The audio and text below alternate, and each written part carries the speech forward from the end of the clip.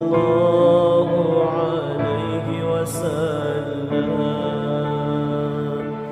صلى الله على محمد. Assalamualaikum warahmatullahi wabarakatuh.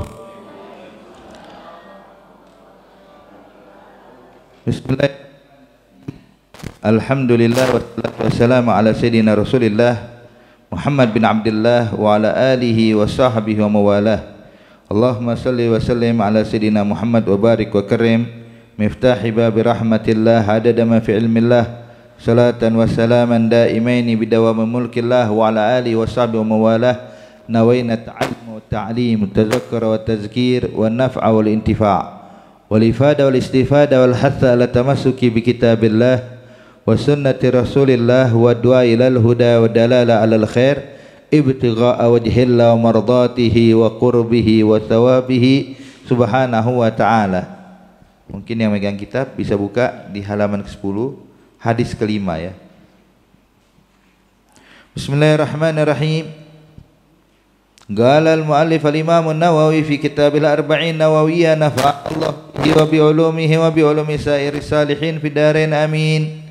Ila anqal al-hadithul khamis an ummil mu'minin ummu Abdillah Aisyah radhiyallahu ta'ala anha qalat qala Rasulullah sallallahu alaihi wasallam man ahdatha fi amrina hadza ma laysa minhu fa huwa rad. Rawahu al-Bukhari wa Muslim wa fi riwayatin Muslim man amila amalan laysa alaihi amruna fa huwa rad. Al-haditsus sadis an Abi Abdillah Nu'man bin Bashir radhiyallahu ta'ala anhu qala sami'tu Rasulullah sallallahu alaihi wasallam yaqul innal halala bayyin wa innal harama bayyin wa bainahuma umur mushtabihat la ya'lamuhunna katsirun minan nas faman ittaqa fi subhat faqad istabra li dinihi wa irdihi wa man waqa'a fi subhat waqa'a fil haram karra'i yar'a hawla al-hima yushiku an yarta'a fihi ala wa inna fi kulli malikin hima ala wa inna himallahi maharimuh ala wa inna fil jasadi mudghah idza saluhat al jasad kulluh wa idza fasadat fasada al jasad kulluh ala wa hiya al qalb. Rawahul Bukhari wa Muslim. Alhamdulillah. Hadirin yang dimuliakan Allah Subhanahu wa taala, melanjutkan pelajaran kita daripada hadis Arba'in An-Nawawi sampai pada hadis kelima. Ini hadis diriwayatkan oleh Ummi Abdillah Aisyah radhiyallahu taala anha wa ardhaha. Perlu kita pahami Bapak Ibu sekalian bahwasanya ketika membaca ini hadis disebutkan Ummu Abdillah Aisyah radhiyallahu taala anha wa ardhaha, ada beberapa poin yang perlu kita sampaikan. Yang pertama bahwasanya kalimat yang diawali dengan ab atau ya, ada Abu Fulan, Ummu Fulan, selalu kita dengar ada Abu Hasan, Abu Ali atau Ummu Fulan, maka itu hukumnya adalah dibolehkan dan disunnahkan di dalam Islam. Disunnahkan di dalam Islam. Siapa sih itu? Artinya di sini hadirin, Abu Fulan atau Ummu Fulan artinya sebagai kunyah. Namanya kunyah untuk menjelaskan kalau dia ini adalah bapaknya Fulan. Contoh ada satu orang bernama Zaid. Ini Zaid punya anak namanya Amr. Maka dia dikenalnya namanya Zaid, dikenalnya Abu Amr. Jadi itu anak, bisa anak pertama, bisa anak kedua, bisa anak ketiga, terserah. Cuman biasanya Ibu, biasanya itu kalimat ab atau itu dinisbahkan kepada anak pertama atau anak bungsu. Boleh anak pertama atau anak bungsu. Namun anak keberapa pun boleh, itu kunyah. Taib. Jadi intinya kalimat yang diawali ab dengan itu namanya kunyah dan itu disunnahkan. Bahkan Rasulullah sallallahu alaihi wasallam kunyahnya adalah Abul Qasim. Nabi Muhammad itu Abul Qasim, bapaknya Qasim. Sebab Nabi Muhammad punya anak laki-laki yang bernama Qasim, maka dia pun dikenalnya Abul Qasim. Dan juga Nabi Muhammad punya anak perempuan namanya Fatimah Zahra. Maka kadang Nabi Muhammad dipanggilnya Abu Fatimah atau Abu Zahra atau Abul Batul dan semuanya boleh dibolehkan. Taib. Jadi intinya kunyah itu adalah sesuatu yang memang disunnahkan di dalam Islam. Yang kedua hadirin, ketika disebutkan Ummul Mukminin Aisyah, Ummu Abdillah Aisyah. Taib. Siti Aisyah radhiyallahu taala anha ardhaha adalah salah satu istrinya Rasulullah. Bahkan istri Nabi yang kecerdasannya luar biasa. Sampai Nabi pernah bilang, kalau seandainya kecerdasan semua wanita di zamanku ini dikumpulkan, tentunya tidak akan bisa menandingi daripada kecerdasan istriku Aisyah. Artinya kalau Siti Aisyah yang begitu cerdas, ya, itu wanita-wanita di zaman tersebut yang sangat cerdas dikumpulkan untuk disamakan kualitas kecerdasan dengan Siti Aisyah, tetap menang kecerdasan Siti Aisyah. Memang cerdas luar biasa Bapak Ibu sekalian. Beliau termasuk salah satu periwayat hadis yang banyak. Kurang lebih 3.000 hadis diriwayatkan oleh Siti Aisyah. 3.000 hadis. Jadi dinyatakan ketika kita tahu Siti Aisyah ini adalah wanita salihah, ummul mukminin, namun kita tahu Bapak Ibu sekalian, waktu menikah sama Rasulullah, Siti Aisyah nggak punya anak. Sebab anak-anaknya Nabi Muhammad semuanya berasal dari Siti Khadijah. Semua dari Siti Khadijah. Jadi kalau dari Siti Aisyah atau dari istri-istri yang lain nggak ada anak. Nabi menikah dengan Siti Aisyah nggak punya keturunan. Nabi menikah dengan Siti Hafsah tidak ada anak. Nabi menikah dari Siti Zainab binti Jahsin tidak ada anak. Nabi menikah dengan Siti Sofia binti Huyai tidak memiliki anak. Jadi semua istri Rasulullah hadirin yang dinikahi Rasulullah itu tidak satu pun memperoleh keturunan kecuali hanya melalui Siti Khadijah. Taib. Kalau kita tahu bahwa Siti Aisyah nggak punya anak, lalu kenapa kok kunyahnya Ummu Abdillah? Kenapa dipanggilnya Ummu Abdillah? Hadirin, hadirat yang dimuliakan Allah Subhanahu wa taala, ini pelajaran buat kita. Bahwasanya kunyah itu Bapak Ibu sekalian nggak mesti anak kandungnya. Nggak mesti anak kandung. Arti kalau dia ada anak yang sangat disayang, walaupun ini adalah keponakan dia, cuman kita sangat sayang sama dia, maka kita pun bisa dinisbahkan abahnya fulan atau ibunya fulan. Kenapa? Saking dekatnya hubungan kita dengan anak tersebut, walaupun bukan anak kandungnya hadirin. Bisa keponakan, bisa anak tiri dan selanjutnya. Taib. Nah, lalu siapa itu Abdullah?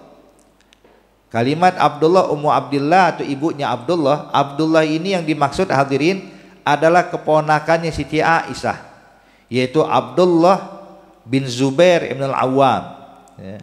Abdullah bin Zubair ibn al-Awwam adalah keponakan Siti Aisyah, dan dia adalah anak dari kalangan muhajirin yang pertama kali dilahirkan di kota Madinah. Jadi ketika hijrah nih para sahabat dari Mekah menuju kota Madinah hadirin, maka anak muhajirin pertama yang dilahirkan, ya ini dia nih Abdullah. Abdullah bin Zubair bin Awam. Sebab ibunda beliau, ibunya Abdullah, ibu kandungnya adalah Siti Asma binti Abi Bakar Siddiq. Asma binti Abi Bakar Siddiq waktu hijrah ke kota Madinah dalam keadaan mengandung hadirin. Maka begitu sampai di Madinah nggak lama lahiran. Ini dia nih Abdullah nih. Abdullah bin Zubair ibn al-Awwam. Ayah beliau namanya Zubair ibn al-Awwam, sahabat yang sering kita dengar namanya. Taib. Jadi kenapa kau dikunyakan Ummu Abdillah?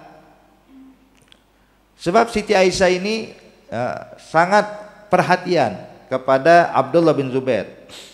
Ketika Abdullah bin Zubair bin Awam kadang dibawa oleh Siti Asma ke rumah Rasulullah, ke rumah Siti Aisyah, maka Siti Aisyah itu menggendong nih Abdullah bin Zubair layaknya anaknya sendiri hadirin.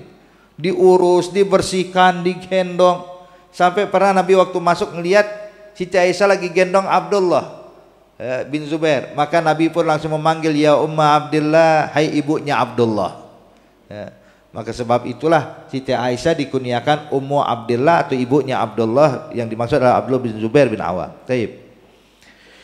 Kemudian Siti Aisyah pun berkata, sesungguhnya Rasulullah sallallahu alaihi wasallam pernah bersabda, kata Nabi, man ahdatsa fi amrina hadza ma laysa minhu fa huwa raddun. Siti Aisyah berkata kalau Rasulullah pernah bersabda, Nabi menyatakan man ahdatsa, barang siapa yang melakukan sesuatu yang baru yang enggak pernah dilakukan sebelumnya. Ada sesuatu yang baru yang enggak pernah dilakukan sebelumnya, dan itu masih kaitannya dinisbahkan kepada agamaku, kata Rasulullah, dinisbahkan kepada syariat Islam, tapi sebelumnya nggak ada orang yang melakukannya, maka apa hukumnya? Nabi nyatakan ma laisa minhu, jikalau yang dilakukan tersebut tidak bersumber, tidak ada nas, tidak bersumber dari Al-Quran dan hadis, maka hal tersebut tertolak. Mungkin ini yang sering dipahami oleh saudara-saudara kita hadirin, yang menyatakan bahwasanya perkara yang baru yang enggak dilakukan Nabi Muhammad itu namanya bid'ah. Kalimat bid'ah. Sehingga saudara-saudara kita ini kadang mereka mempersempit makna bid'ah. Jadi bid'ah itu di mata mereka pokoknya segala sesuatu yang tidak dilakukan Nabi namanya bid'ah, dan setiap bid'ah itu sesat. Setiap bid'ah itu sesat. Sebagaimana dalam hadis yang lainnya, kullu bid'atin dhalalah wa kullu dhalalatin finnar. Segala sesuatu yang bid'ah itu sesat, dan yang sesat itu di neraka. Artinya kalau kita mau artikan bid'ah tanpa pengecualian, maka urusannya kita bakal mengalami banyak hal yang bertentangan dengan apa yang kita yakini hadirin. Contoh kalau diartikan bid'ah itu suatu perkara yang tidak dilakukan Nabi, pokoknya apapun yang tidak dilakukan Rasulullah, maka hukumnya adalah sesat, dan yang sesat di api neraka Allah. Kita katakan, Pak, tidak semua bid'ah itu sesat. Tidak semua bid'ah itu sesat. Kenapa? Kalau dibilang tapi kan Nabi bilang kullu bid'ah, seluruh bid'ah. Artinya tanpa terkecuali nih. Kita bilang lah, kalau ente belajar ilmu bahasa Arab, ente bakal tahu kalimat kullu ini memang kalau kita artikan ke bahasa Indonesia artinya seluruh, tapi bukan berarti tanpa pengecualian. Artinya ada pengecualian. Contoh, nih kita kampung apa sih sini, Pondok Jaya ya atau apa? Pondok Jaya.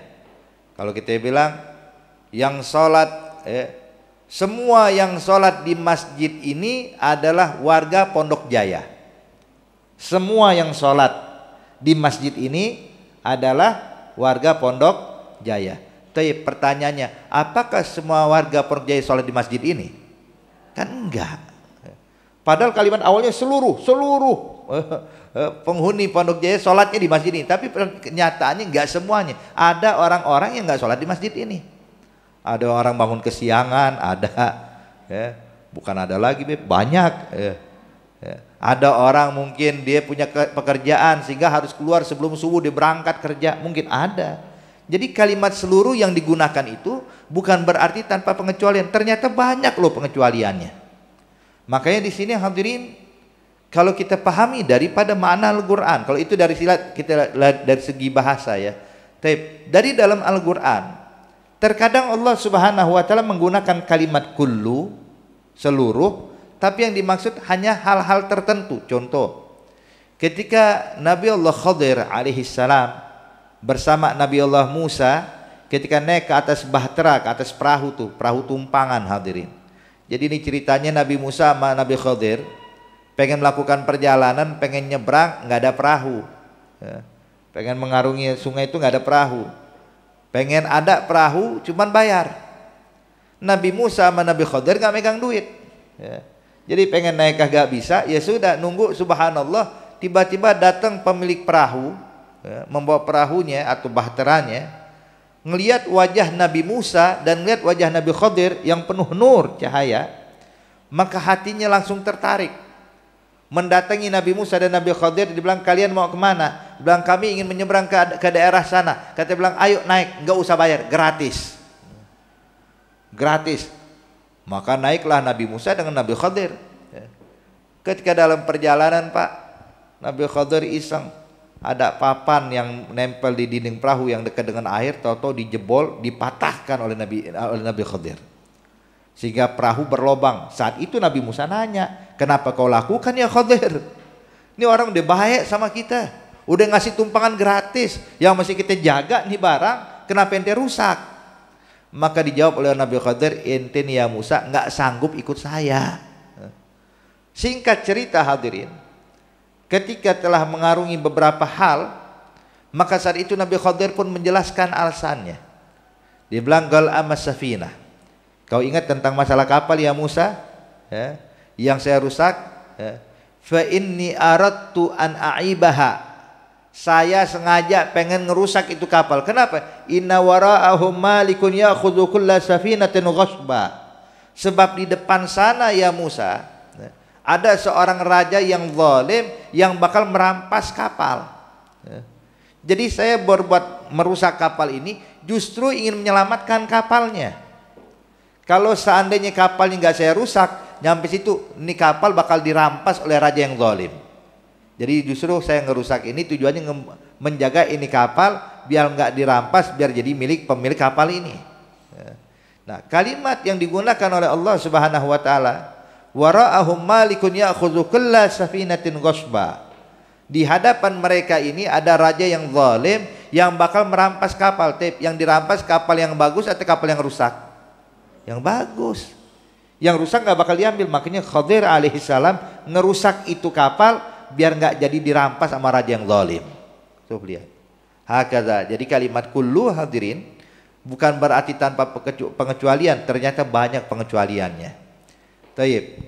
Jadi pahami makna hadis yang pertama yang sering dibawakan oleh saudara-saudara kita, dan kita juga yakin itu ucapan Rasulullah, cuman masalahnya pemahamannya mau kita luruskan hadirin. Jadi kullu bid'atin dolalah, setiap yang bid'ah itu sesat, artinya nggak semua bid'ah itu sesat. Gimana pokoknya selagi tidak bersumber dari Al-Quran, tidak bersumber dari hadis, baru dinamakan bid'ah. Tapi kalau perkara baru ada sumbernya dari Al-Quran, ada sumbernya dari hadis, maka nggak jadi masalah, nggak jadi masalah hadirin. Contoh hadirin hadirat yang dimuliakan Allah, seperti kita kadang kalau umat Islam khususnya di Indonesia itu kalau bulan Rabiul Awal kita bikin acara peringatan Maulid. Peringatan Maulid kita kumpul baca sholawat, ya, baca zikir, baca Quran, kemudian mendengarkan nasihat. Sebagian dari saudara-saudara kita menganggap bahwa ini adalah perkara yang sesat. Kenapa? Ada bid'ah. Maulid itu nggak dilakukan di zaman Rasulullah berarti bid'ah. Dan ingat setiap yang bid'ah itu sesat. Kita bilang kalau dinyatakan sesat itu tunggu dulu. Sebab perkara baru yang sesat itu kalau nggak ada sumbernya dari Al-Quran dan hadis. Sekarang coba kita pretelin itu apa sih kegiatan Maulid? Ada apa dalam kegiatan Maulid? Dalam kegiatan Maulid di dalamnya adalah pembacaan sejarah Nabi Muhammad. Saya mau tanya, baca sejarah Nabi Muhammad boleh apa nggak boleh? Boleh. Dulu pernah ada satu ulama ya, di Haramain sana, ketika sedang kumpul dengan para ulama-ulama lainnya, ini ulama-ulama lainnya ini memang punya pemahaman seperti makna tadi setiap yang bid'ah itu sesat dan lain-lainnya. Ya. Maka ditegurlah ulama ini, bang, ya Syekh, kenapa yang dibikin maulid? Bukankah maulid itu sesat? Ya. Itu maulid itu bid'ah dan bid'ah itu sesat, yang sesat itu masuk api neraka Allah. Maka ini saya nggak banyak omong hadirin. Kebetulan ngobrolnya di dalam perpustakaan. Waktu diomongin disudutkan nih, menyatakan ini maulid bid'ah, ini nggak benar segala macam. Kata ini Syekh, tunggu sebentar. Ini Syekh nyari kitab sirah, kitab sejarah Nabi, Bu. Ya, diambil kitab sejarah Nabi yang ada di perpustakaan. Kemudian dia buka, dia baca satu lembar. Diangkat suaranya di depan orang-orang ini. Baca Rasulullah itu lahir tanggal sekian, Rasulullah begini, Rasulullah seperti itu. Udah kelar satu lembar, digeser. Coba ente baca. Pada ulama sebelahnya nih. Ulama tadi yang menyudutkan disodorin kita, dia baca. Selembar. Kayaknya saya cukup selembar. Oper lagi ke sana. Oper ke ulama sebelahnya. Lanjut Pak, sehingga baca beberapa lembar. Kita udah kelar beberapa lembar, balik lagi nih ke tangan Syekh ini, bang, alhamdulillah barusan kita baca maulid. Loh, ini bukan maulid, ini sirah. Maulid Nabi itu isinya apa sih? Maulid Nabi isinya kan sirah Nabi, sejarah Nabi waktu dilahirkan, sejarah Nabi ketika diangkat menjadi Rasul, apa yang dialami oleh Rasulullah. Jadi kalau kita ngerti arti bacaan maulid Bapak Ibu sekalian, intinya sejarah. Maka sekarang saya mau tanya, nih sekarang barusan kita baca sejarah Nabi, kira-kira boleh apa nggak boleh? Oh, kalau baca sejarah boleh, begitu juga maulid. Maulid isinya sejarah, cuman banyak orang kita kagak paham aja. Kagak paham karena bahasa Arab ya. Tapi intinya adalah sejarah Nabi. Coba lihat. Jadi kalau kita paham Pak maknanya, maka kita tahu pembacaan Maulid adalah pembacaan sejarah Nabi. Pembacaan sejarah Nabi boleh. Ya. Jangankan sejarah Nabi Muhammad, sejarah para anbiya terdahulu pun boleh kita baca. Tuh Al-Quran hadirin menyebutkan kisah lahirnya Nabi Isa. Dalam Al-Quran menyebutkan kisahnya lahirnya Nabi Allah Yahya. Di dalam Al-Quran disebutkan kisah bahkan lahirnya Siti Maryam, seorang wanita soleh bukan Nabi, disebutkan oleh Allah dalam Al-Quran. Di dalam Al-Quran disebutkan masa kecilnya Nabi Yusuf, disebutkan masa kecilnya para anbiya, para mursalin, pada saat mereka diangkat menjadi nabi, pada saat mereka mendapatkan ujian dan selanjutnya hadirin. Artinya dalam Al-Quran sendiri penuh dengan sejarah para nabi dan para rasul. Dan Allah bilang kepada Nabi Muhammad di dalam Al-Quran, Allah nyatakan wa kullan nagussu min alaika min amba'ir rusul ma nusabbitu bihi fuadak. Dia bilang, ya Nabi Muhammad, kami kisahkan kepada engkau ini cerita tentang nabi dan rasul loh di dalam Al-Quran. Semuanya kami ceritakan padamu untuk apa? Ma nusabbitu bihi fuadak, untuk memantapkan hatimu ya Muhammad. Artinya hadirin, baca sejarah Nabi boleh apa enggak boleh? Boleh. Taib. Ini yang pertama. Taib, ada apa lagi dalam baca acara Maulid? Ada sholawatan. Baca sholawat Allahumma sholli wa sallim alaihi wa ala alihi. Taib. Baca sholawat saya mau tanya, emang enggak boleh? Boleh. Allah berfirman di dalam Al-Quran, innallaha wa malaikatahu yusalluna 'alan nabi. Ya ayyuhalladzina amanu sallu alaihi wa sallimu taslima. Artinya Allah memerintahkan kita, hai orang-orang yang beriman, bacalah salawat dan berikan salam kepada junjungan besar kalian Nabi besar Muhammad. Artinya kita disuruh baca salawat. Nah dalam Maulid ada salawat? Ada. Berarti baca salawat boleh apa enggak boleh? Boleh. Apalagi dalam Al-Quran, di dalam acara Maulid ada pembacaan Al-Quran, ayat-ayat suci Al-Quran. Biasa ada qori Quran, ya. Ada qori baca Quran. Baca Quran boleh apa enggak boleh? Boleh. Dalam silaturahmi, dalam acara Maulid ada silaturahmi, ya. Yang enggak pernah nongol, ya. Yang enggak pernah kelihatan. Biasa nih orang enggak pernah hadir ke masjid, tapi giliran acara Maulid hadir semua ya. Nggak tahu, mungkin habis acara Maulid ada pembagian sembako kali ya, bawa-bawa besek. Artinya kelihatan Pak orang-orang silaturahmi. Dan intinya kalau kita kaji, kita pretelin tuh acara-acara tersebut, semua ada sumbernya dari Al-Quran dan hadis. Maka kalau ada sumber dari Al-Quran dan hadis Rasulullah, maka hal tersebut tidak boleh kita nyatakan sesat. Boleh. Buktinya hadirin, ada beberapa hal nih.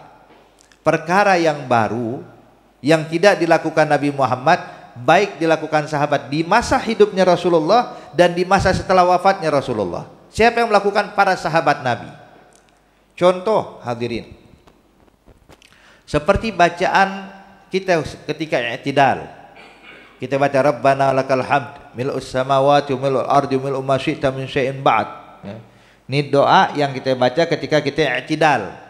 Kita bangun, sami Allahu liman hamidah Rabbana walakal hamd mil'us samawat, dan selanjutnya nih hadirin, ini doa yang kita baca saat ini. Tahu nggak, itu yang pertama kali baca bukan Rasulullah Bu, tapi sahabat Nabi. Jadi ketika Nabi sedang sholat berjamaah, ada satu sahabat telat, dapetin Nabi dalam keadaan ruku. Dia bilang alhamdulillah, dapetin Nabi lagi ruku, dapetin Nabi lagi ruku. Kenapa? Kalau dapetin Nabi lagi ruku berarti saya dapat 1 rakaat.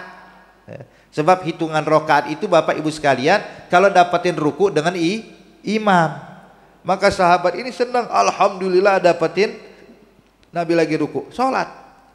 Begitu sami Allahu liman hamidah, ini sahabat pengen mengungkapkan rasa syukurnya pada Allah. Ingin mengucapkan rasa syukurnya kepada Allah, dia ucapkan Rabbana walakal hamd. Ya Allah, bagimu segala pujian. Mil'us samawat wa mil'ul ardi wa mil'u syai'in min syai'in ba'd. dan itu usaha pujianku memenuhi langitmu, memenuhi bumimu, dan memenuhi segala sesuatu. Ya. Jadi saya pengen ngucapin hamdalah nggak sekali, tapi ucapan hamdalah sebanyak hal yang memenuhi langit dan bumi. Ya.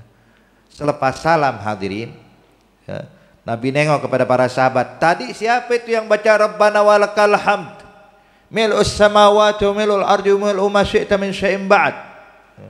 Siapa yang baca itu, kata Rasulullah. Artinya Nabi nanya kayak gini nunjukin sebelumnya nggak pernah dibaca nih. Ya. Ini orang pertama yang baca. Bang, ana ya Rasulullah. Gal ente baca itu tadi, dia bilang na'am ya Rasulullah. Tahukah engkau itu bacaan yang kau baca membuat capek 7 malaikat nulisin pahalanya buat ente sampai sekarang belum kelar. Tuh sekarang nih malaikat lagi nyatetin pahala buat ente nih, ngitungin pahala buat ente nih dari bacaan Rabbana walakal hamd. Artinya hadirin hadirat yang dimuliakan Allah, ini perkara yang baru yang tidak dilakukan Nabi Muhammad sebelum di masa hidupnya Rasulullah. Kemudian Nabi bilang ayo sekarang bacanya itu. Ya. Oke, tidak bacanya Rabbana walakal hamd dan selanjutnya hadirin. Artinya ini sesuatu yang baru yang tidak dilakukan Nabi di masa hidupnya Rasulullah, dan banyak hal hadirin. Bukan cuma itu, banyak hal. Dan yang lebih nampak lagi perkara yang baru yang tidak dilakukan Nabi Muhammad setelah wafatnya Rasulullah. Ya. Kalau yang melakukan kita Pak mungkin boleh timbul tanda tanya. Ente ini siapa? Ngerti nggak sih sunnah Nabi? Ngerti nggak sih syariat Nabi? Ente tahu nggak sih apa yang dimaukan Rasulullah? Kalau kita yang melakukan mungkin timbul pertanyaan kayak begini. Tapi kalau yang melakukan pembesar sahabat, masa iya masih ada pertanyaan kayak begini hadirin? Ya. Sayyidina Abu Bakar Siddiq radhiyallahu taala anhu ardah ketika menjabat sebagai khalifah setelah wafatnya Rasulullah sallallahu alaihi wasallam, ada beberapa hal yang dilakukan Sayyidina Abu Bakar Siddiq yang tidak dilakukan oleh Rasulullah. Apa itu? Yang pertama yang masyhur hadirin, yaitu memerangi orang yang tidak mengeluarkan zakat. Ya. Di zaman Rasulullah yang nggak ngeluarin zakat nggak diperangin Pak, cuman dinasehati, dibimbing. Tapi ketika Nabi wafat di masa Sayyidina Abu Bakar Siddiq, banyak orang-orang ini beranggapan zakat itu kayak bayar kayak bayar pajak buat Nabi. Dia kagak tahu kalau zakat itu kewajiban yang dibebankan Allah kepada hambanya. Dia pikir ini cuma ya kasih hadiah buat Nabi, Nabi meninggal selesai udah. Padahal Nabi nggak pernah makan zakat hadirin. Ya. Nabi ngajak orang, ayo ini bagiin fuqara masakin, setiap harta kalian 2,5% atau sekian persen. Ya. Cuman orang-orang di sana beranggapan zakat ini buat Nabi. Jadi begitu Nabi wafat selesai, kita nggak wajib zakat lagi. Maka dinasehati, mereka bilang lah sampai kapan kita nggak ngeluarin zakat? Maka kata Abu Bakar Siddiq ini nggak bisa dipelanin. Ini mesti dikasih teguran keras dikit baru berubah nih. Maka Abu Bakar Siddiq bilang saya perangi orang yang nggak ngeluarin zakat. Dengar kayak gitu ketakutan, pada ngeluarin zakat semua. Hadirin hadirat yang dimuliakan Allah, arti memerangi orang yang tidak mengeluarkan zakat ini nggak dilakukan di masa Rasulullah, tapi dilakukan oleh sahabat Nabi Sayyidina Abu Bakar Siddiq. Tuh lihat, kalau dibilang sesat, wah berarti yang sesat Abu Bakar Siddiq, hasya wakala, nggak mungkin ibu ya. Yang kedua yang dilakukan Sayyidina Abu Bakar Siddiq yang nggak dilakukan Rasulullah apa? Menuliskan Al-Quran jadi satu mushaf. Ya. Itu Al-Quran yang kita baca mushaf, ibu bapak sekalian. Zaman Rasulullah Al-Quran itu tuh ditulis oleh para sahabat di pelepah kayu, di pelepah kurma, di kulit kayu, ada yang di kulit hewan, ada yang di bahan, ada yang diukir di kayu, ada yang diukir di batu. Tuh Al-Quran kayak begitu Pak Bu, potongan-potongan. Jadi ada saya punya beberapa lembar tulisan Al-Quran, itu pun nggak full, cuman sekian ayat doang. Fulan punya ada berapa surah Al-Quran ditulis, itu pun nggak full, nggak sempurna 30 juz hadirin. Namun banyak para sahabat yang hafal Quran, cuman mereka tidak terbiasa menjadikan kitab. Ya menulis sekedarnya untuk mereka ditulis untuk dia dihafal nantinya. Maka di masa Sayyidina Abu Bakar Siddiq, Abu Bakar Siddiq khawatir. Ini kalau seandainya Al-Quran nggak cepat-cepat ditulis dijadiin satu mushaf, terus para sahabat yang hafal Quran dia meninggal dunia, lama-lama ntar Al-Quran hilang dari umat Islam. Maka Sayyidina Abu Bakar Siddiq bilang kalau gitu tulis Al-Quran jadi satu mushaf. Kumpulkan tuh tulisan-tulisan Al-Quran yang ada, dikumpulkan di satu tempat. Kemudian diperintahkan Sayyidina Zaid bin Sabit untuk menulis Al-Quran. Jadilah Al-Quran 30 juz. Ya. Jadi Al-Quran 30 juz. Hadirin, kalau seandainya nih ya, Sayyidina Abu Bakar tidak melakukan ini, mungkin kita nggak bakal tahu yang namanya Al-Quran. Ya. Paling tahunya cuma satu potongan ayat, potongan surah, bas. Tapi sekarang begitu Al-Quran, jadi Al-Quran 30 juz kita baca nih, kita pegang, kita baca di mushaf.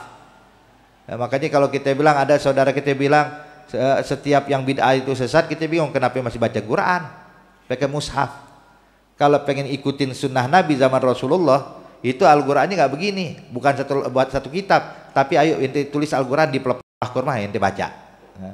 Besok dari pelepah kayu ditulis, dari kulit kayu ditulis tuh Al-Quran ente baca, sehingga Al-Quran itu kepotong-potong hadirin. Ya. Maka di sini yang dilakukan Sayyidina Abu Bakar Siddiq perkara yang baru, tapi nggak sesat. Buktinya bisa digunakan oleh semua umat Islam di berbagai macam penjuru dunia, iya kan? Nah ini yang dilakukan Sayyidina Abu Bakar Siddiq. Yang dilakukan Sayyidina Umar ibn al-Khattab, ya.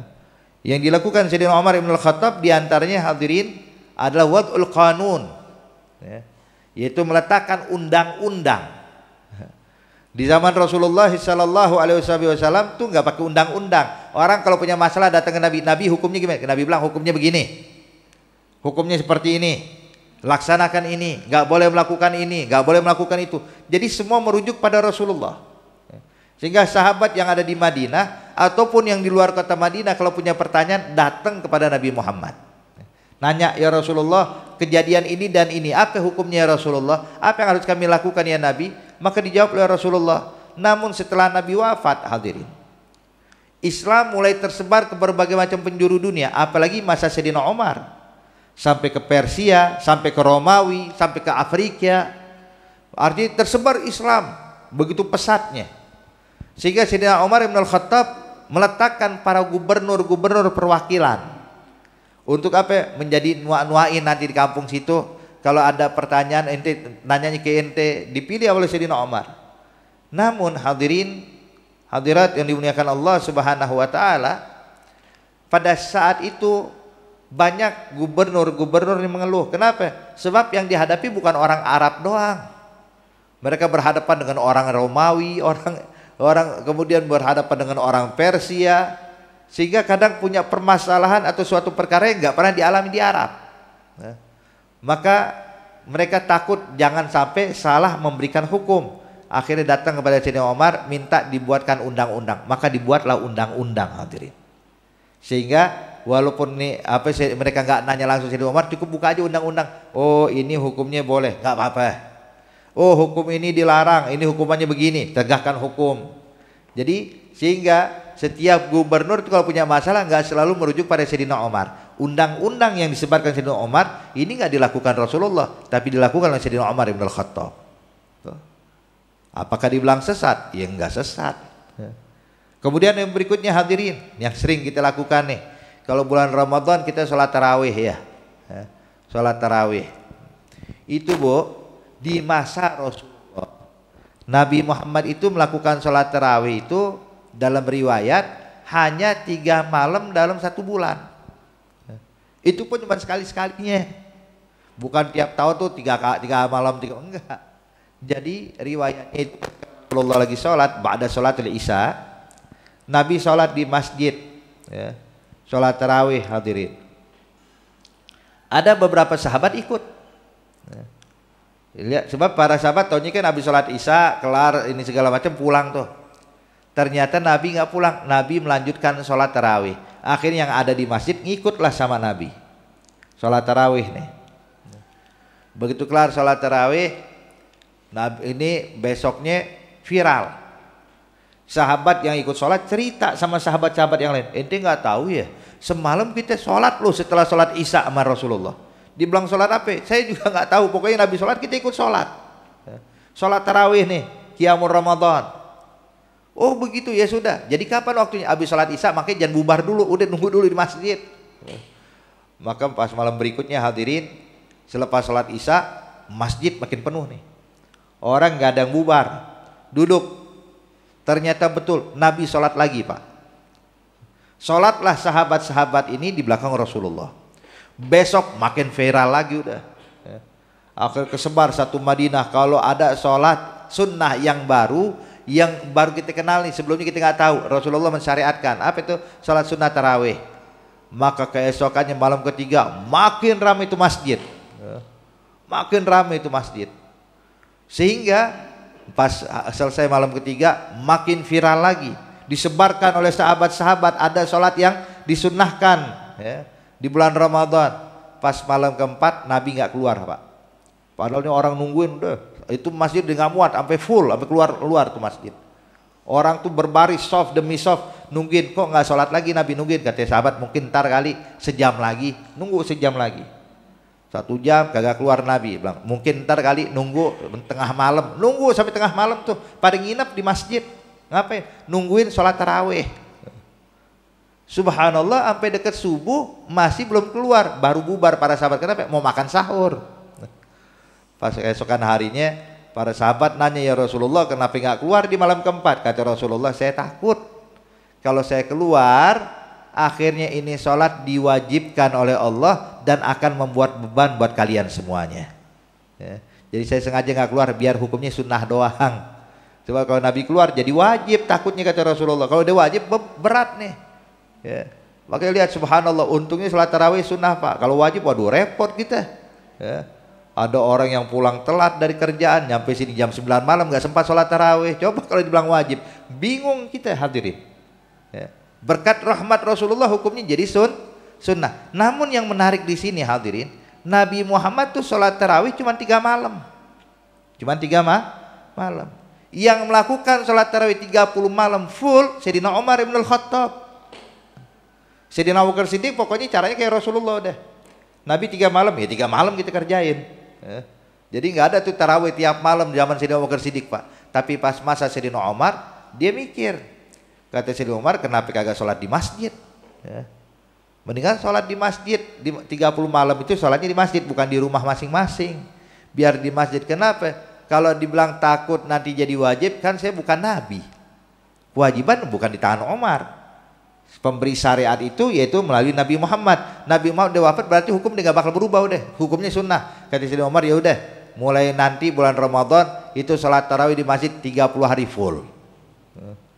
Begitu dilaksanakan sholat tarawih dari malam pertama, malam kedua, malam ketiga, itu masjid Pak jadi bercahaya. Kenapa? Dinyalain lampunya. Kenapa? Banyak orang sholat di dalamnya. Maka para sahabat, di antaranya Sayyidina Ali bin Abi Thalib, waktu melihat nih kagum dengan apa keputusan Sayyidina Umar, dia bilang, nawwarakallahu qabraka ya Umar kama nawarta masajidana. Semoga Allah menerangi kuburanmu hai Umar sebagaimana engkau menerangi masjid-masjid kami ya. Jadi masjid di bulan Ramadan makmur ya. Makmur hadirin, hidup dengan tarawihnya, hidup dengan tadarus Al-Qur'annya. Artinya Bapak Ibu sekalian ya, orang yang kalau pengen bilang bid'ah itu sesat, maka mesti sholat tarawih jangan 30 hari, 3 malam aja cukup. 3 malam. Tapi ternyata sholat tarawih 30 hari enggak di masjid dilakukan. Hadza Nabi enggak melakukannya 30 malam Pak. Nabi melakukan cuma beberapa malam. Nah berarti kita sepakat bahwa bid'ah itu enggak semuanya sesat. Dan banyak lagi hadirin sebenarnya ya. Ini kalau kita kupas ya makin banyak contoh-contohnya itu menunjukkan bahwasanya ternyata pengecualiannya banyak. Pengecualiannya banyak. Ini ibarat Pak, Bu, kalau ada orang yang bilang pokoknya enggak ada pengecualian, tapi begitu kita kasih contoh, yaitu 1, yaitu pengecualian 2, 3. Ini ibaratnya kayak ada orang sok berani, ya. Sok berani. Saya Beb, terus terang sama binatang buas kagak takut sama sekali. Yang saya takut cuma singa doang. Kalau singa saya takut. Terus kita sebutin, kalau harimau, harimau juga Beb. Ular, ular juga Beb. Akhirnya jadi banyak hadirin ya. Awalnya bilang seluruhnya saya nggak takut, tapi kalau kita sebutin satu-satu, oh ya itu juga. Sama kayak begini. Setiap bid'ah itu sesat. Taib, sholat tarawih, tulis Al-Quran 30 juz jadi 1 mushaf, ya, meletakkan undang-undang di masa Sayyidina Umar, bilang oh ya itu juga. Akhirnya jadi banyak hadirin. Jadi intinya Bapak Ibu sekalian, tidak semua perkara yang bid'ah itu sesat.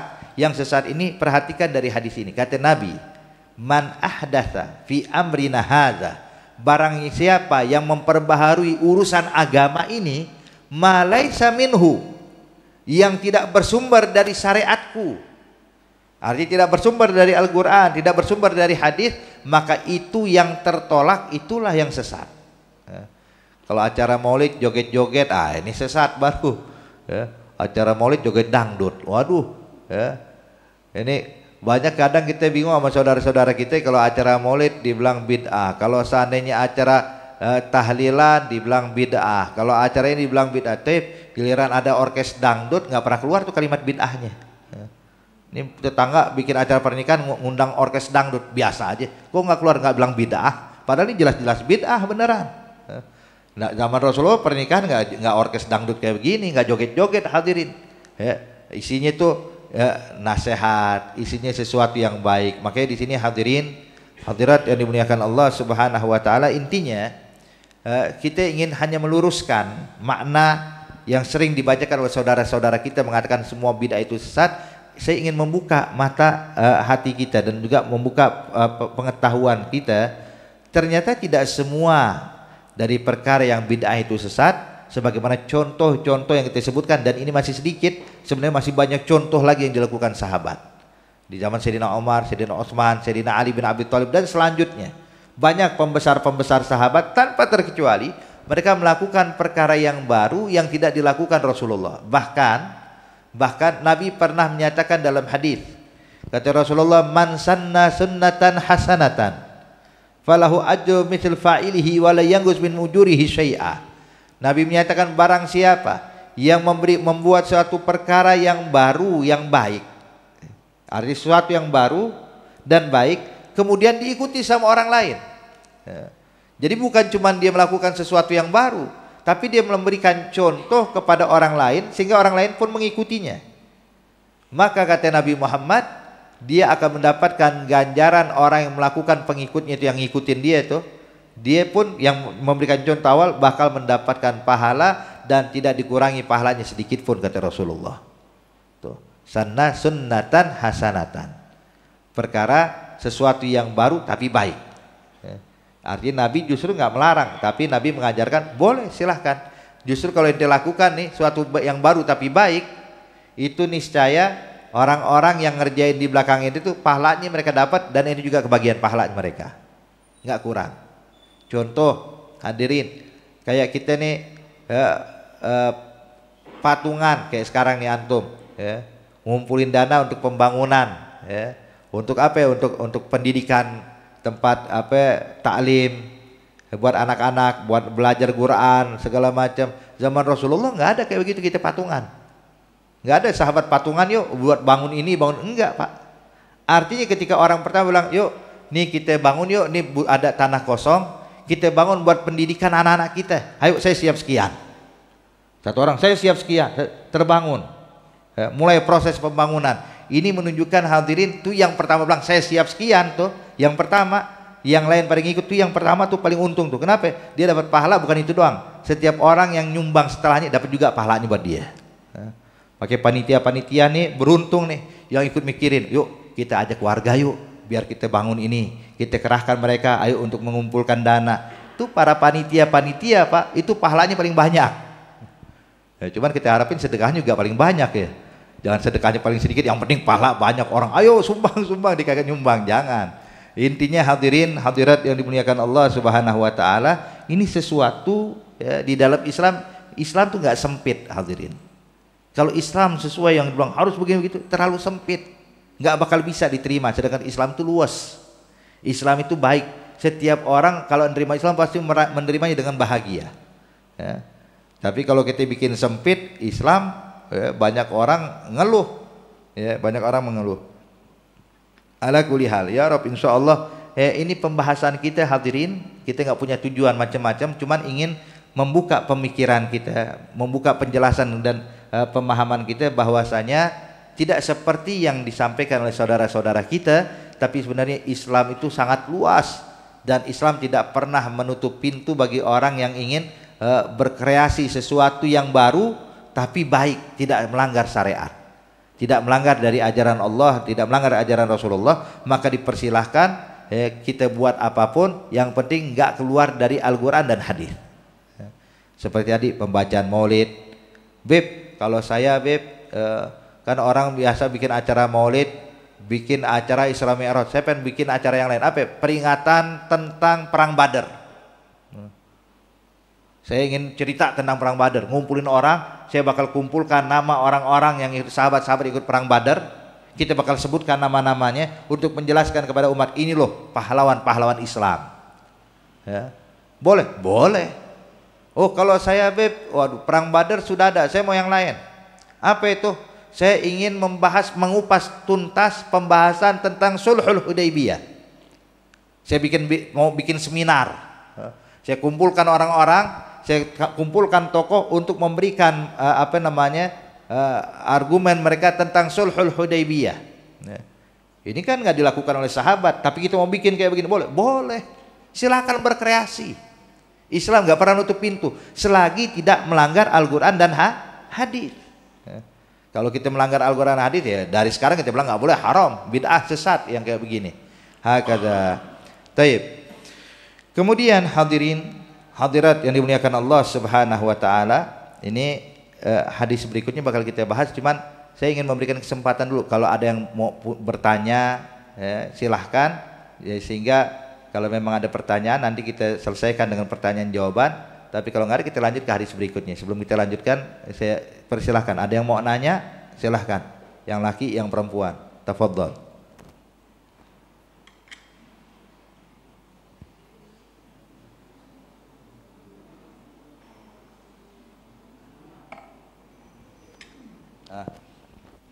Nggak ada yang nanya, berarti paham semua udah ya. Biasanya kita kalau di kelas kita nanya, ada yang mau nanya, nggak ada yang nanya. Oh kalau gitu gantian, saya yang nanya kalian. Ya. Hakada ala kulli hal. Berarti kalau nggak ada yang mau nanya kita lanjutkan hadirin. Sebab masih belum datang waktu isyraq, artinya kita nunggu waktu isyraq. Baik. Hadis yang ke-6 diriwayatkan oleh Abi Abdi Nu'man bin Bashir radhiyallahu taala anhu, bahwasanya beliau mengatakan, saya mendengar dari Rasulullah sallallahu alaihi wasallam, innal halala bayyin, sesungguhnya perkara yang halal, ya, makanan yang halal, perbuatan yang halal, ucapan yang halal, bayyin, jelas. Wal haram bayyin, begitu juga sebaliknya, perkara yang haram juga jelas. Makanan yang haram, minuman yang haram, pakaian yang haram, ucapan yang haram, perbuatan yang haram, jelas. Semua orang tahu, udah bisa bedain ini halal, ini haram, ya kan? Cuman kata Nabi, wa bainahuma, tapi di antara halal dan haram ada lagi satu lagi, apa itu? Umuru mustabihat, perkara-perkara yang subhat, dibilang halal tapi mirip dengan haram, dibilang haram tapi nggak ada tanda-tanda haramnya, jadi orang ragu nih, ya. Meragukan ini sebenarnya halal atau haram sih. Nah kalau orang bingung, ini subhat. Ya, ini berarti perkara subhat. Ya. Seperti ada orang nanya, Beb, arisan buat berangkat haji, arisan buat korban, ini halal apa haram sih? Bingung, nggak tahu ya, halal apa haram. Wah berarti subhat. Ya, jadi intinya hadirin, kalau kita nggak mengerti detail pembahasannya itu, kok kenapa ada arisan begini, apa sebabnya, apa dampaknya, apa alasannya, gimana sih cara mainnya, kalau kita masih belum baca semuanya, belum mengetahui, maka itu namanya perkara subhat. Sampai kita kaji, kita pahami gimana cara mainnya, apa dampaknya, apa tujuannya, apa hasilnya, baru nanti keluar hukum halal atau haram. Selagi belum keluar hukum halal atau haram, itu masih dalam perkara subhat. Jelas ya? Taib. Jadi intinya hadirin, hadirat yang dimuliakan Allah Subhanahu wa taala, Nabi menyatakan wa bainahuma umuru mustabihat.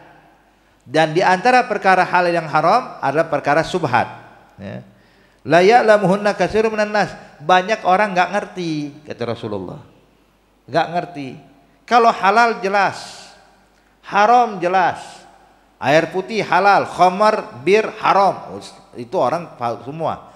Tapi ada sekarang nih Beb, dia ini bukan khamar, dia itu adalah fermentase dari ini, dari minuman atau ini dari buah tertentu. Dia bukan dari anggur, bukan juga dari korma, dari apa? Dari pare, Beb. Pare difermentase, jadi minuman. Ini halal apa haram? Wah, kita nggak tahu. Subhat berarti. Sebab kenapa? Dia bilang kita tahu pari itu asalnya kan halal, tapi kalau dipakai buat minum, nih orang jadi kayak agak sedikit aneh nih habis minum itu. Berarti ini nunjukin bahwa ini apa hukum? Selagi belum keluar hukum itu subhat. Subhat. Nah, makanya di sini la ya'lamuhunna katsirun minan nas. Banyak orang kagak ngerti hukumnya itu bagaimana. Maka Nabi menyatakan, Nabi menyarankan untuk kita untuk meninggalkan perkara subhat. Nabi bilang, wa manittaqa fi subhat, barang siapa yang menjaga dirinya agar tidak melakukan perkara yang subhat, maka orang tersebut telah menyelamatkan agamanya dan menyelamatkan dirinya. Faqad istabra li dinihi wa irdih. Artinya agamanya terjaga, kehormatan dia terjaga. Kenapa? Menghindari perkara subhat. Pokoknya dia lakukan yang jelas halal aja udah. Yang haram ditinggalkan pasti. Adapun yang subhat juga ditinggalkan. Kenapa? Sebab khawatir beb, kalau seandainya melakukan yang subhat, takutnya justru itu haram. Maka dia nggak usah ngerjain deh. Faqad istabra li dinihi wa irdih.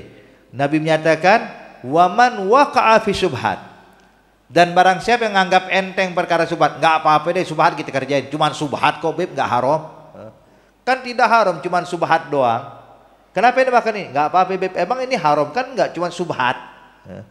Kenapa dia pakai baju seperti ini? Beb, emang haram kan? Enggak, cuman subhat.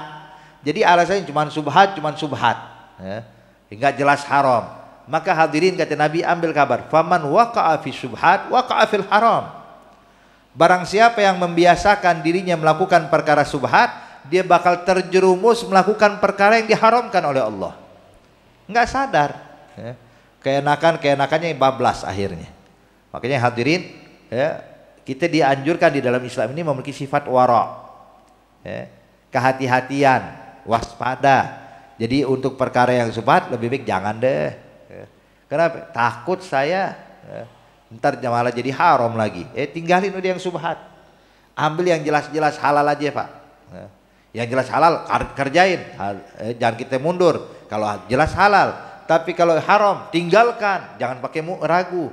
Tapi kalau yang subhat lebih baik tinggalkan.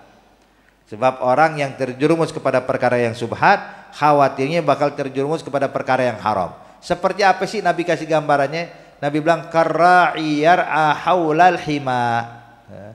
Gambarannya Bapak Ibu sekalian, orang yang melakukan perkara subhat ini seperti penggembala kambing lagi mengembalakan kambingnya di pematang sawah, di sekitarnya sawah milik orang lain.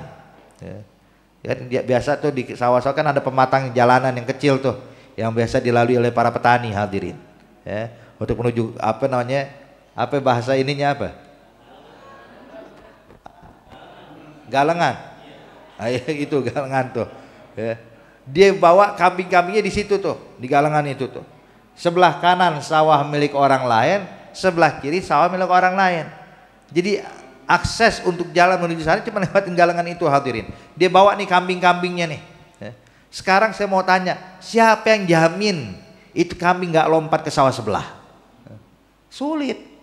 Jagain, dia punya 10 ekor kambing, 20 ekor kambing digembalakan. Ayo jagain, jangan sampai nginjek tanah orang.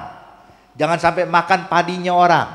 Jangan sampai makan rumputnya orang. Sulit hadirin. Kata Nabi, karra'iyar ahaulal hima. Seperti pengembala kambing lagi menggembalakan kambingnya di sini nih. Di galengan itu bingung sekarang nih, jagain. Nah begitu juga orang kalau makan subhat sulit menjaga dirinya dari perkara haram. Karra'iyar ahaulal hima.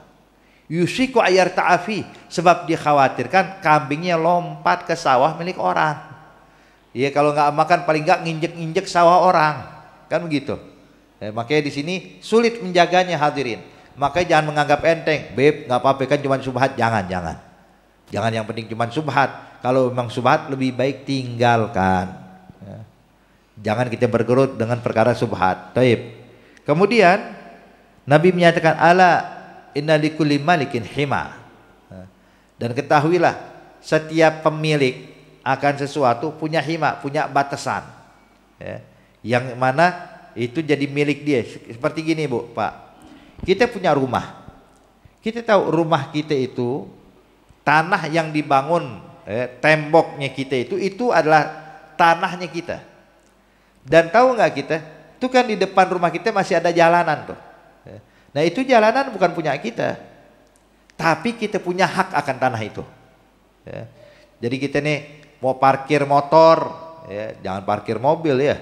Parkir mobil akhirnya nyempitin tempat. Kalau parkir kendaraan sesekali di depan rumah, di depan rumahnya dia, depan pagarnya, di depan situ dia parkir di situ sesekali boleh, haknya dia. Tapi kalau orang lain Pak, tetangga markirin kendaraannya di depan rumah kita, salah berarti. Kenapa? Kalau dia dengan alasan, emang ini tanahnya ente, ini kan tanah umum. Kita bilang memang tanah umum, tapi saya punya hak akan tanah itu. Saya mau naruh kendaraan di situ boleh, sebagaimana ente naruh kendaraan depan rumah ente juga boleh, silahkan. Arti setiap orang itu punya hak, hadirin. Batasan-batasan, ala inna likulli malikin hima. Makanya kayak kita negara Indonesia nih, ada daerah apa namanya itu?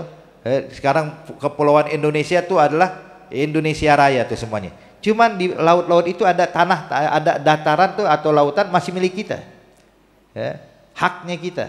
Artinya nggak boleh negara lain ngirim nelayannya masuk ke laut ini. Kenapa? Sebab ini haknya kita, bukan haknya dia. Paham tuh? Ini namanya hima, hadirin. Batasan-batasan itu milik kuasa seseorang, hak seseorang itu adalah hima. Ala inna likulli malikin hima. Sesungguhnya setiap orang itu, pemilik itu dia memiliki hima, batasan itu yang nggak boleh dilanggar oleh orang lain. Nggak boleh orang parkir mobilnya di depan rumah kita. Ini mau parkir silakan depan rumah ente. Kalau sesekali numpang bolehlah, lagi ada acara silahkan parkir depan rumah kita. Ini enggak, depan rumahnya kosong, parkir depan rumah kita. Masya Allah, yang punya mobil siapa? Cuman yang repot kita. Ini namanya hadirin, melanggar hak namanya. Kemudian Nabi bilang, ala inna likulli malikin hima wa himallahu huwa maharimuh. Dan himallah, batasan-batasan yang Allah bikin untuk Allah adalah perkara yang haram, jangan kalian langgar. Jangan kalian berani-berani masuk ke situ.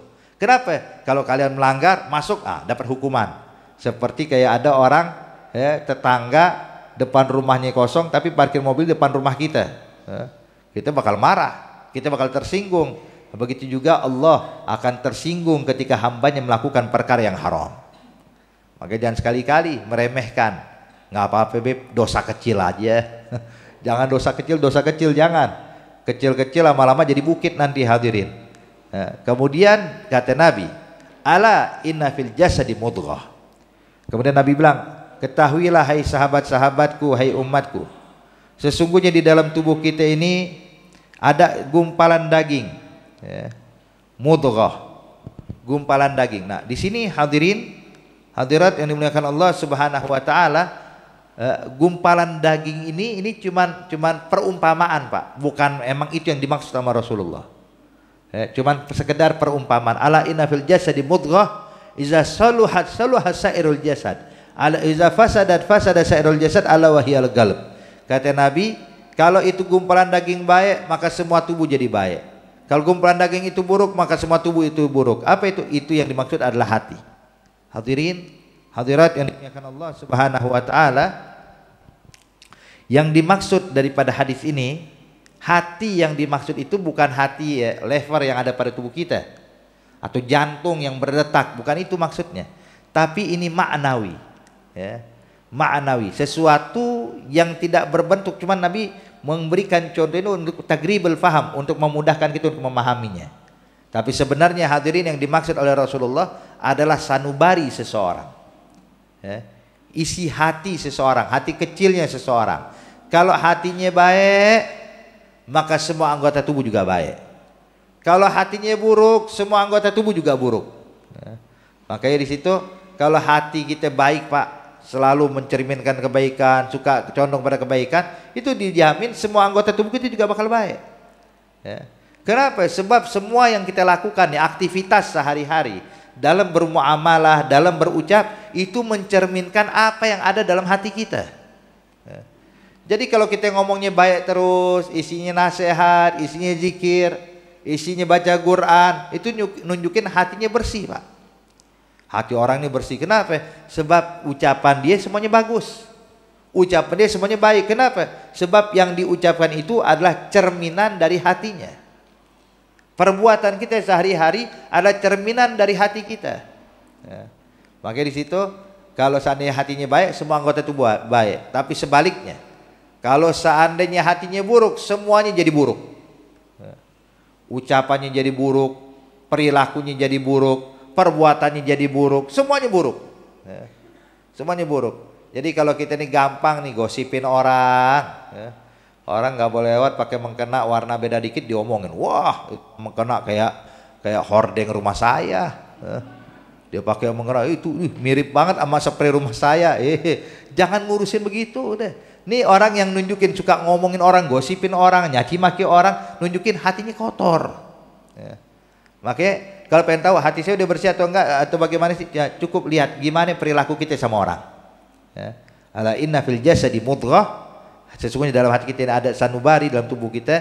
Kalau dia baik semua anggota tubuh jadi baik, kalau dia buruk semuanya jadi buruk. Insya Allah subhanahu wa ta'ala Allah memberikan taufik hidayah buat kita semuanya, sehingga kita bisa mengamalkan apa yang terdapat dalam hadis-hadis Rasulullah dan kita bisa praktekkan dalam kehidupan kita, di dalam kehidupan yang fana ini. Insya Allah Allah bimbing kita, selamatkan kita dari berbagai macam fitnah, dan semoga Allah subhanahu wa ta'ala angkat bala musibah ujian yang diturunkan kepada saudara-saudara kita di Palestina dan di berbagai macam tempat, di Yaman, di Sudan dan di berbagai macam negara kita. Insya Allah Allah subhanahu wa ta'ala limpahkan kemenangan bagi umat Islam, limpahkan kebahagiaan bagi umat Islam, limpahkan keberkahan bagi umat Islam, dan Allah subhanahu wa ta'ala membukakan mata hati kita dan membukakan mata hati seluruh manusia di penjuru dunia ini untuk melihat hakikat Islam yang sesungguhnya. Allah subhanahu wa ta'ala memberikan taufik untuk kita, amin ya rabbal alamin. Al-Fatihah. Allah barik lana wa lakum, yanzur lana wa lakum min rahmah, yuhawil ahwalana ila ahsanil ahwal, yarbutna wa iyyakum bi ribatin la yanhal, ma sayyidina Muhammad maula Bilal ala hadhihi niyya wa kulli niyatin salihah wa ila hadratin Nabi Muhammadin sallallahu alaihi wa alihi wasallam. Al-Fatihah. Bismillahirrahmanirrahim. Alhamdulillahirabbil alamin arrahmanirrahim maliki yaumiddin. Iyyaka na'budu wa iyyaka nasta'in ihdinas siratal mustaqim siratal ladzina an'amta 'alaihim. Rabbana taqabbal minna innaka antas samiul alim wa tub 'alaina innaka antat tawwabur rahim. Doa fiha subhanakallahumma tahiyyatuhum fiha salam wa akhiru da'wahum alhamdulillahirabbil alamin. Wassalamu alaikum warahmatullahi wabarakatuh.